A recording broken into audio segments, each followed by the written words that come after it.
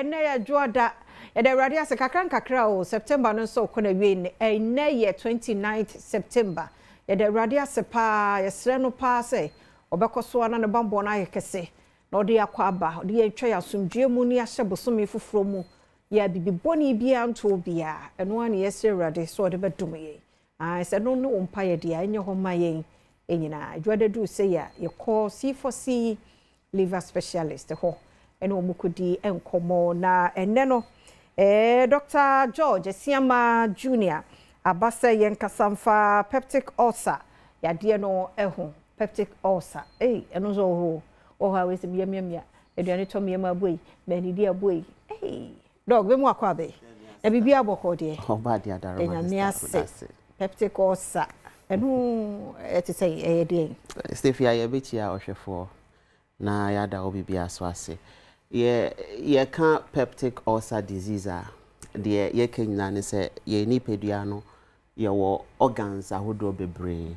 na yankopon aye ne se organs bi wo ha omo wo se omo ye adwuma bom abribia enti ye wo de friend organ system enti ye nipedua ne wa about 11 organ system bit say cardiovascular system regulate yakoma ene de aka ho no ena ye wo digestive system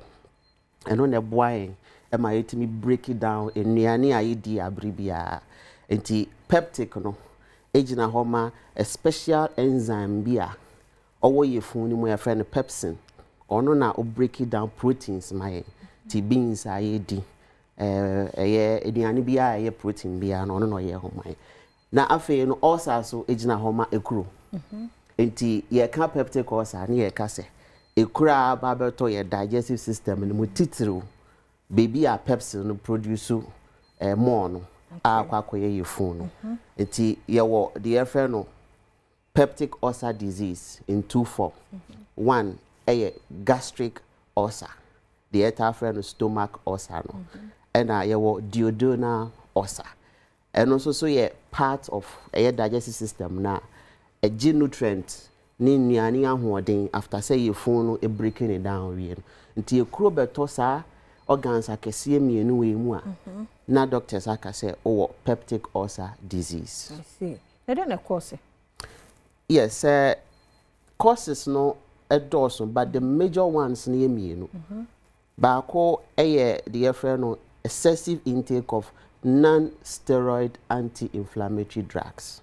The can say excessive painkillers, brufen, naproxen, all these things, say the nature of yefun. So if you yankopon yefun in such a way, say, our layers be brave. Layers na ko say insemu. Nti eno ne protect yefun. Your the friend no mucosa layer, submucosa layer, muscularia externa, your serous. All these are layers away yefun. Ebuase ne be ya muscles na away yefun mu ankasa no bibi nkoka no. But offer steroid and sorry non anti-inflammatory steroid ni bebre if your mama ehun say COX enzyme away yefun ni mu no osisa na ho ode no sa COX enzyme no so ne de ne say o produce hormones bi sa hormones no epma mucus no enya some sort of blood no so enya ho ode na wetimi aye na ejuma ye enti there is aggressive and protective layers of yefun. But over excess of these painkillers no osisama aggressive one no kosoro na protective layer no abafo ebasa otima ekuro ebeda yefun ni mu ebisusu wo wa na eyensanum bebre ana cigarette num bebre eno so to misesan layers no ebi kura wo wa na excessive physiological stress ache se obredodo se fia ye brebebre a hormones stress hormone no dose cortisol hormone so kra dose woni pedua no a etimi onya diabetes etimi onya adwemu yare etimi ma stomach ulcer no build bebre ana ye wo bacteria ye friend H pylori no ye say oye microaerophilic e pacho mfancheme de ye kenyina ne say ope baby a amaman kakra wo ope baby a oxygen kakra wo ope baby a insuo kakra wo enti yefun no so de saa neoma we nyina wo ho enti ebia eduane a wudi no saa aboa ne nya kwan ebe eduane ni mu a na akɔyefun ɛkɔyefun a ne ho odin enti otimi kɔtale woyefun ne mu na otumu tokuro no kwa na afei wakɔsettle ɔsɛte a ɔtwɛn wɔ hɔ a kɔpem sɛ o immune system ahoɔden ne ba fam no na wa start yɛ adwuma yɛsɛ ɔwɔ ahoɔden bi a ɔde produce bibi yɛ frɛ no ureas so if your ureas no convert urea which is a waste ɛwɔ nipadua no into ammonia so enye ammonia kyɛw wɔ nipadua no ma wadwemu yare etima enda kora ho yɛ de etimi ma saa mucus no layer no so sesa nti saa aboa na ɛyɛ H pylori no ɔde ba ɛkwan a ɔfa so ba wɔ nipadua no yɛfrɛ bibi oral to oral route obi wɔ ulcer ɛmoa no tumi tena saliva dem nti kissing titru French kissing why kissing French kissing you know there that deep kissing now within exchange saliva those ones no utumi nya free ho ana empo obi akɔ washroom na wan sheda ndi ne ho ye wɔ ne nsa ho na wudidi na ɔde ne nsa betum na mmoa ne bi wɔ hɔ obetumi de ama wɔ hɔ these are the major routes a mmoa ne tumi fa so eba ni pedua then we science se bi wɔ so abede wɔ ho science ne there say if your science ne there yeah so obvious it's an say your phone mo asesanti o digestion be a problem ti abribia no acid production no e kosoro omo anka omo bema acid na ba form no omo so ahoɔden aba form enti bo hu sɛ obo hyehyew obo anhyehyew na o belpi ana belchi a lot belchi no so ba sometimes it be the nka di echire because of acid no any aduane na enyam ye ti bo hu sɛ nka di echire ebi kura wɔ hɔ a aduane to ne yem pɛ ana yefun ne ye ne ya eno no kire wo sɛ eye stomach no aduane no eto wo yem na pains ne ni hɔ eko 2 to 3 hours pɛ na a free stomach ne mu na aba odi odo ne mu ɛhɔ na wo so benya pain no nti ya doctors ye hwɛ time a aduane no ba wo yefun ne mu any time a wo feel pains no nti wonya pains inframa kura to mi gina wo yefun ne mu pains ni bi kura to mi extend ko wuchi onfe hɔ no wan hwɛ na wo ka sɛ wonya onfe na ye o ya na wan da ye ebi kura wɔ hɔ no mu a etini ma sɛ bi o bleed ye frɛ bi occult bleeding kyerɛ sɛ occult bi a kyerɛ sɛ a secret enti o bleed a wo hu unless you ever o stool ni kakra ni aye test ni ehun sɛ o bleed ti abri bia na wo so ti bi nti na ayi raw burn and liver no wo wo sa peptic ulcer diseases yes liver no eboa with digestion and a gastrin special hormone yefun no produce liver no wa hoɔden or the regulate gastrin no nti excess gastrin so to me corrode mucus no na the problem about nti healthy liver eboa liver ya biom produce bile no so boa in regulation of food na digesting the immune system and a function of the liver no so eboa hwehwɛ this bacteria na ekuamu ye besre se wonya symptoms we nyina no anya ho hwe a etimi ma wo peritonitis na che se ekuro beda eye wo intestines ni mu na e the problem kese abro ebi kura lead to stomach ulcer ebi kura lead to internal bleeding na e the heart brain epidua so livoton ye bo ho de ro se wonya livoton no a ebe kenya brebo no ma brebo na ho odin a e produce ba ne de aka nyina wetimi aye ne ye nti ye besre se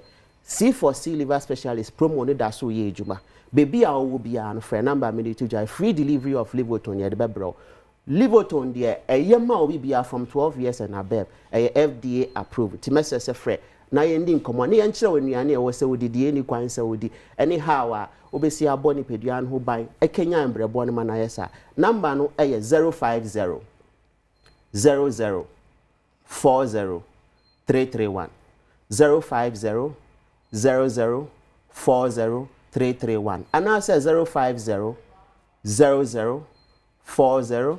328 050 0040